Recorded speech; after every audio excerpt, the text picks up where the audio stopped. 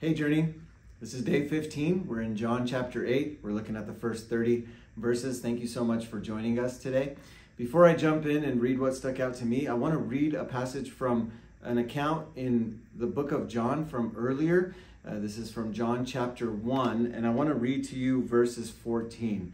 It said this about Jesus: "The Word," which is referencing Jesus, "became flesh and made his dwelling amongst us. We have seen his glory, the glory of the one and only who came from the Father." Now watch this: "full of grace and truth." This is such an important message, and this is such an important message to me. This is such an important message to our church. If you're new to our church, or if you've been here for a long time, let me remind you, this is what we anchor everything that we do on. We want to be people of grace, and we want to be people of truth. We want to lead out with grace. That is the invitation to the table, and it's the truth that sets us free. It's the truth that we internalize, the truth that we know, that gives us a new path and a new direction and a new trajectory. And today in John chapter 8, the first 11 or 12 verses speak to this beautifully. And Jesus models this idea of grace and truth for us as a woman is caught in adultery and brought to Jesus. And this is almost like a setup, like a trap. Have you ever been kind of set up and you've been trapped to think, oh man, I've been cast this trap and I've fallen, and now somebody's gonna punish me. Well, this is exactly what happens. This woman is caught into adultery. Never mind the man that was with her. He kind of just fades off into oblivion, but this woman is brought to Jesus. And now Jesus is in a dilemma because according to the Jewish law, he has to stone her. That was the mandate for a woman caught in adultery. They would stone her, put her to death. But at that time, the Romans were in charge, and they reserved the right for capital punishment. So they would enforce all capital punishment. That's why later on the Jews goaded the Romans to crucify Jesus. So if Jesus says, kill her according to the law, he's going in direct competition against the Rome.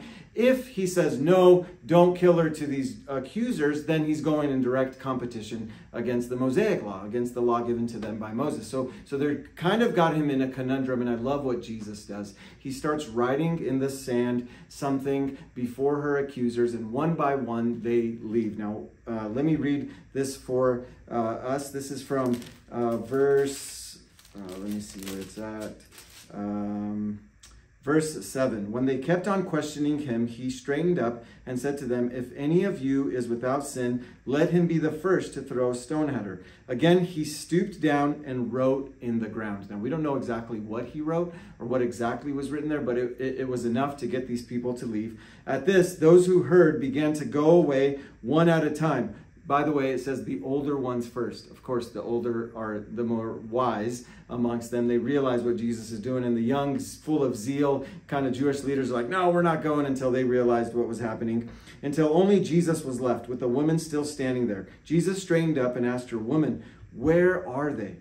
Has no one condemned you?" And she says, "No one, sir." "Then neither do I condemn you." And then Jesus says to her the last thing, "Go now and leave your life of sin." I just love this. This is a beautiful picture of what Jesus came to do. He came full of grace, and he's protecting this woman who's guilty. But his grace covers. His grace is the one who pushed all these people away and said, hey, no, I receive you. I love you. My grace covers. If you can think of Jesus kind of shielding her from the accusations of these people. But then the truth comes into play as well. There's a perfect balance, and he says, hey, this is not God's best for you. This is not the path that I've designed for you. Go now and leave that life of sin. Go and live. Go and sin no more. So we see Jesus exemplifying him coming 100% full of grace and 100% full of truth. Let us know how you strike a balance between these two in the comments section. I'd love to know where you've erred too much on grace or where you've erred too much on truth, and how you keep those two in tension. God bless you today.